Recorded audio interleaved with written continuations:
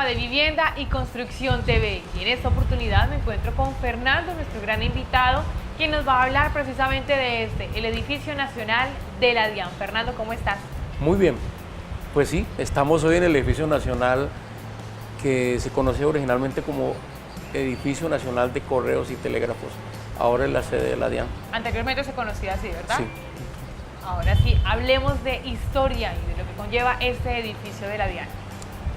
El Edificio Nacional de Correos y Telégrafos fue construido en la década de los años 30 por encargo de la Dirección de Edificios Nacionales, y su diseño fue encargado a un arquitecto que es uno de los pioneros en la arquitectura colombiana, que se llamó Alberto Will Ferro. Este arquitecto produce un edificio que responde a una nueva necesidad del gobierno de hacer presencia en las regiones. ¿Y cómo se hacía presencia? Pues mediante una edificación muy singular, de unas características arquitectónicas muy particulares, que resaltara de todo el entorno que existía entonces, que eran pues casas de un solo piso, máximo de 2 pisos, con alero, teja de barro, muy todavía de la época colonial, como permanecían ahí. Bueno, Fernando, ahora hablemos de la arquitectura, de esos detallitos minuciosos de la estructura precisamente de este edificio. Bueno, el edificio, habíamos dicho que se buscaba un edificio que fuera muy representativo, ¿sí? Algo que se notara en el contexto urbano que tenían ahí en ese entonces. Y entonces nos ubica en una época de la arquitectura colombiana muy singular, que es, digamos, como el final de lo que se conoce como el republicano, donde para diferenciarnos de esa arquitectura colonial, de esas casonas, se comenzaban a buscar nuevos lenguajes y se optó primero por el neoclásico, es decir, todos parecían como unos templos romanos y cosas de esas. Pero llegamos a un punto de la transición, que son esos años 30, donde ya no se usa el estilo republicano con cosas del neoclásico, sino que recurrimos a cosas rebuscadas, y este es un estilo rebuscado que se inspira en una arquitectura mudéjar, como de los moros, ¿no?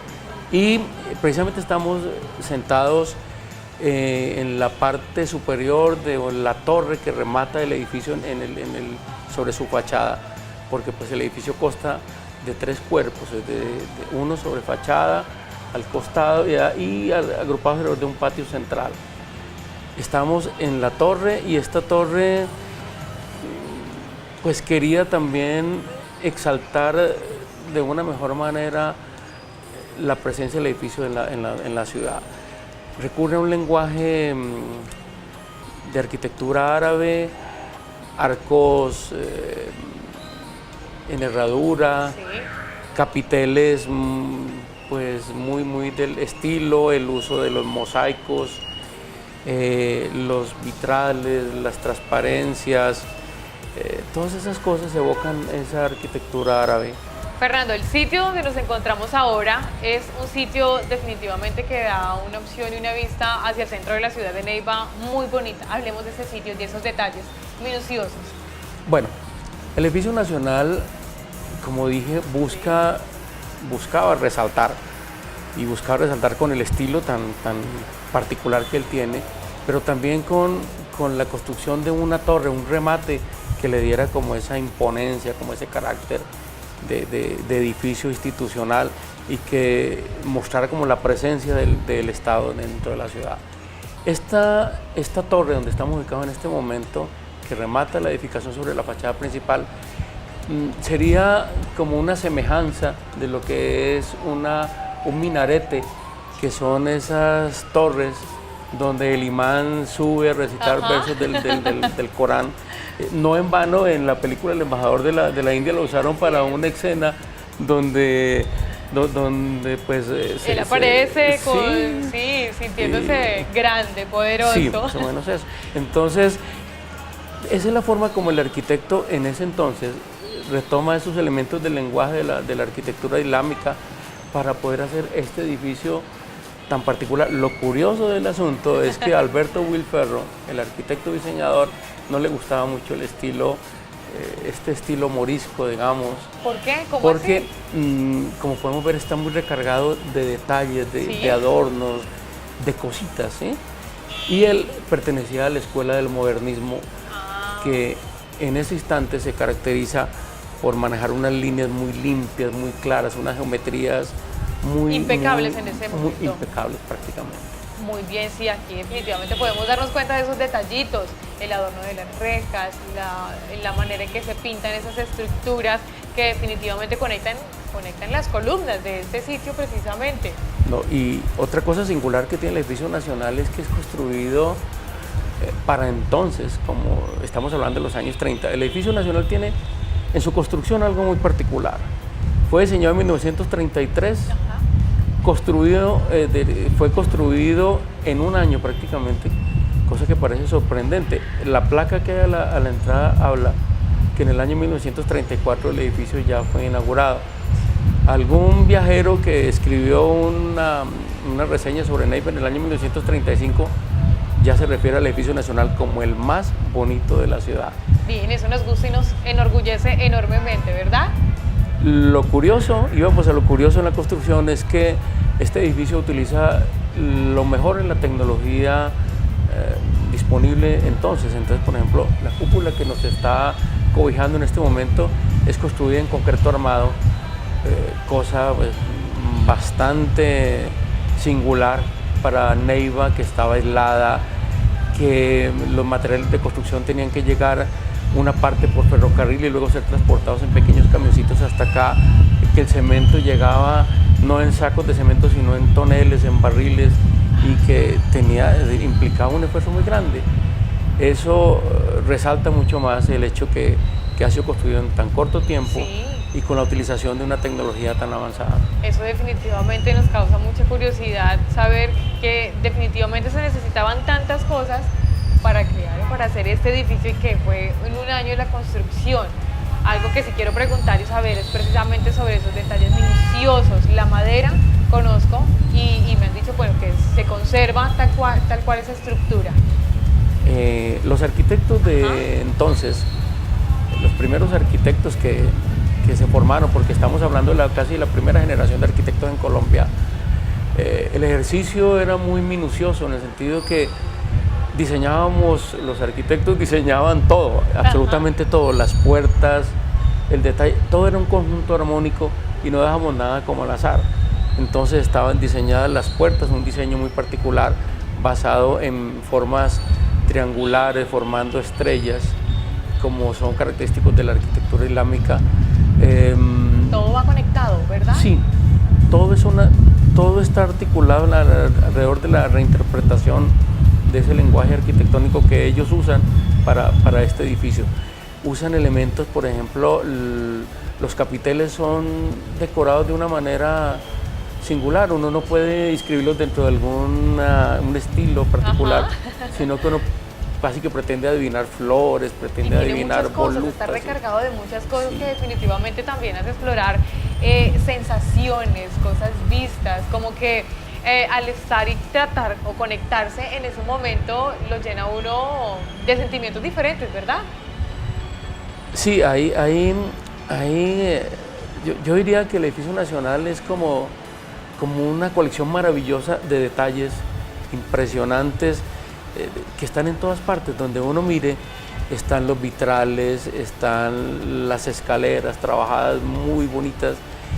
Los remates de las escaleras son unos capiteles trabajados en cemento, pero de una calidad impresionante. De verdad que el edificio nacional es un edificio que tenemos que conocer, porque definitivamente se trata, yo creo que del mejor ejemplo de arquitectura institucional hecha en el siglo XX acá en Neiva.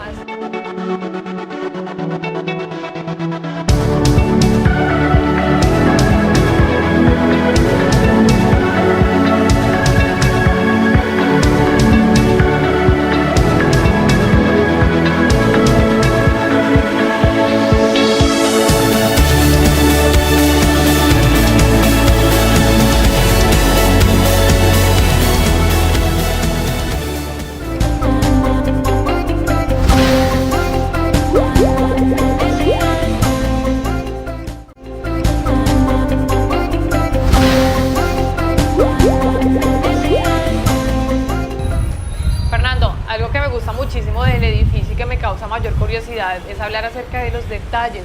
En el momento que estaba subiendo las escaleras, hablemos un poco de ellas.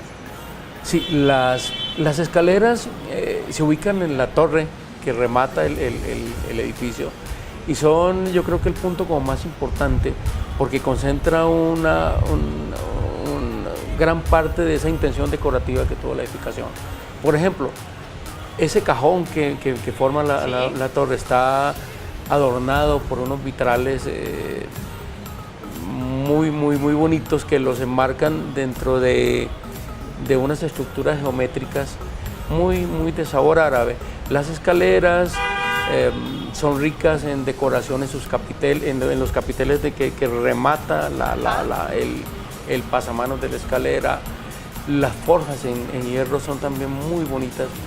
Se nota que hubo un gran cuidado para poder hacer ese edificio como con toda la dedicación, buscando detalles siempre, porque en definitiva el edificio nacional es una suma de detalles maravillosos que crea este conjunto arquitectónico destacado en realidad. Eso es verdad, sigamos hablando de esos detalles que podemos encontrar precisamente en este edificio. Bueno, que sabemos que son muchos, ¿no? Sí, son demasiados detalles. Pero quiero comentarles, por ejemplo, que el edificio nacional, pues inicialmente no fue diseñado para los 3 pisos que tiene ahora, sino que fueron 2 pisos. ¿Ah, sí? Que la terraza que da sobre el segundo piso, en un momento fue el centro de la actividad social en Neiva. Aquí se hacían las recepciones, las fiestas, las reuniones con todos los personajes ilustres que acudían a nuestra ciudad. Este sitio era el encuentro entonces de esas personalidades que estaban como que muy detalladas al sector político. Sí, claro, presidentes vinieron aquí y fueron agasajados en la terraza del edificio nacional. Por supuesto, era el edificio más bonito, más representativo de la ciudad, lo que Neiva tuvo para mostrar durante mucho tiempo. Qué bueno, definitivamente nos gusta mucho empaparnos acerca de esa historia, ¿no? Que podamos recordar y también transmitirle a nuestros televidentes. Yo estoy aprendiendo como todos los días, cada vez que estamos precisamente en este gran programa, de esos detalles y curiosidades, algo más que podamos anexarle a la historia de este edificio.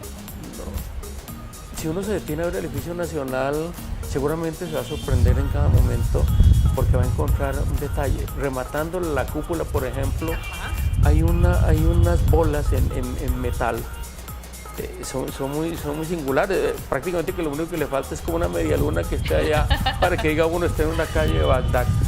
Pero es muy simpático el uso de los azulejos profusamente decorados, muy también de la arquitectura árabe, las puertas de las oficinas, todas ellas tienen un encanto, digamos, particular, porque no son producto del azar, sino que son el producto de un diseño muy cuidadoso para poder dar una imagen muy característica, una imagen institucional representativa, importante, que valiera la pena mostrar acá en el... Fernando, por lo general en los diferentes edificios se hacen reestructuraciones, arreglos. ¿Ese edificio ha sido de alguna manera modificado, arreglado o estructurado, por así decirlo? Sí, el edificio ha tenido procesos de adecuación. Los edificios son como seres vivos prácticamente, que necesitan adaptarse a las condiciones para que mantengan esa vitalidad. El edificio tuvo la primera intervención, que fue adecuar la terraza como un área de nuevas oficinas, porque definitivamente cuando los correos ya no lo ocupan completamente, entra a ocuparlo una entidad que se ha preocupado por mantener lo que es la DIAN. La DIAN ha sido muy cuidadosa en eso y ha invertido una cantidad considerable de recursos en mantener ese edificio en las condiciones pues, más originales posibles, pero ante todo adaptándose a las condiciones, a los requerimientos para una correcta atención al público y todas las cosas. Entonces el edificio es una muy buena combinación entre una arquitectura bien conservada y una funcionalidad que le permite que reciban a sus usuarios de la mejor manera.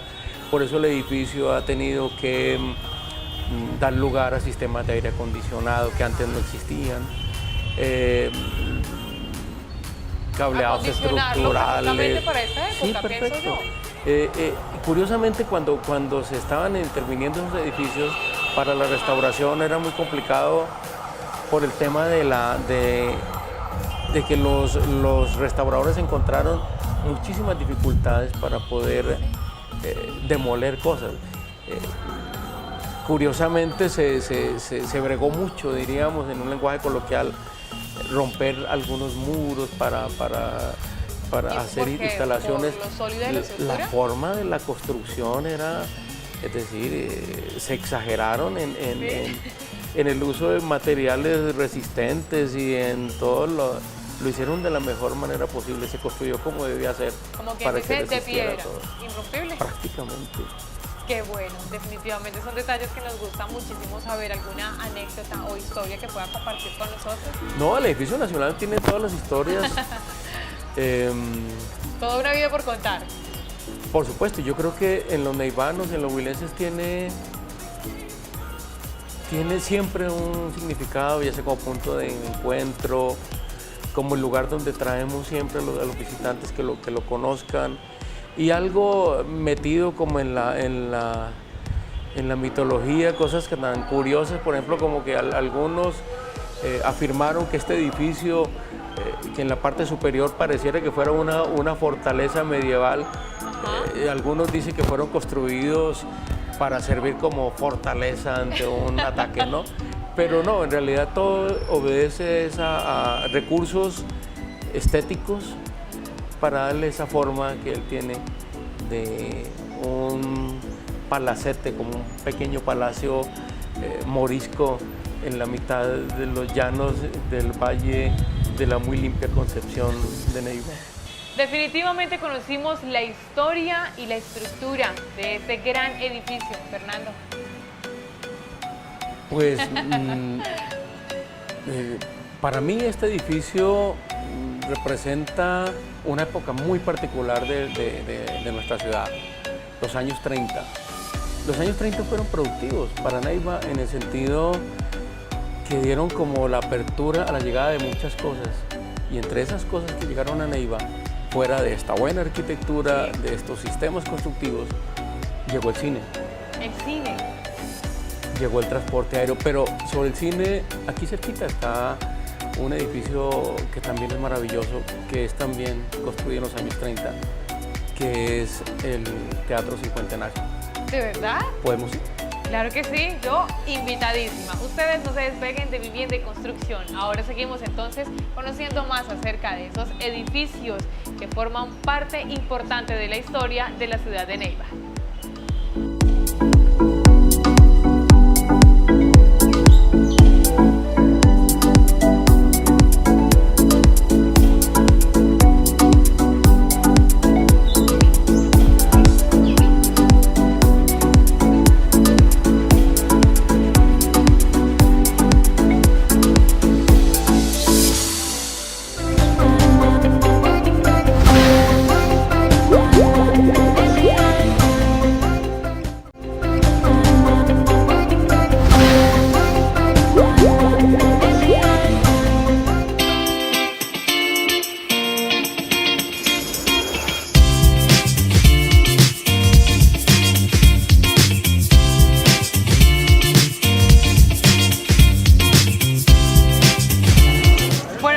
Y llegamos al Teatro Cincuentenario. ¿Qué tenemos por hablar y contar acerca de este magnífico edificio?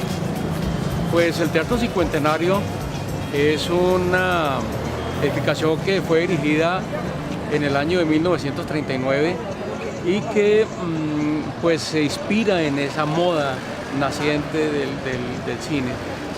Los empresarios que lo construyeron en ese entonces se imaginan un teatro como de las grandes ciudades y hacen una pequeña réplica en Neiva, un teatro con unas características técnicas muy bien concebidas que lo hacen poseedor de condiciones especiales, como por ejemplo tener una sala amplia, generosa, tener platea, tener todas las condiciones de un gran teatro pero a nuestra escala en Neiva. El teatro originalmente se llamó Teatro Olaya Herrera y a raíz de la celebración de los 50 años del departamento del Huila, cambió su nombre a Teatro Cincuentenario. El Teatro Cincuentenario pues, fue el lugar de encuentro de la ciudad. Allí concurría prácticamente todos, porque era lo único que había que hacer era ir al cine. Y entonces había funciones de matiné, vespertina, nocturna, y era la oportunidad de poder venir a disfrutar una de esas películas mexicanas o esas películas famosas de la época, Tarzán. Bueno, yo me imagino, había una que era muy linda, Lo que el viento se llevó, Sisi la emperatriz, cosas como esa. Esas películas venían, se disfrutaban, tenían la oportunidad de las parejas compartir un poquitico en la intimidad que daba la penumbra del teatro. Además de eso, el teatro fue escenario para la presentación de grandes artistas. Los grandes artistas que llegaron a Neiva tuvieron como sitio de presentación el Teatro Cincuentenario. Definitivamente historia por contar y por supuesto para que nuestros televidentes también conozcan acerca de cada uno de esos momentos especiales. ¿Qué pasó después de que el teatro dejó de funcionar para el público? ¿Qué sucedió? Bueno, el cine comienza un ocaso, comienza a perder importancia. Ya la gente no iba a cine.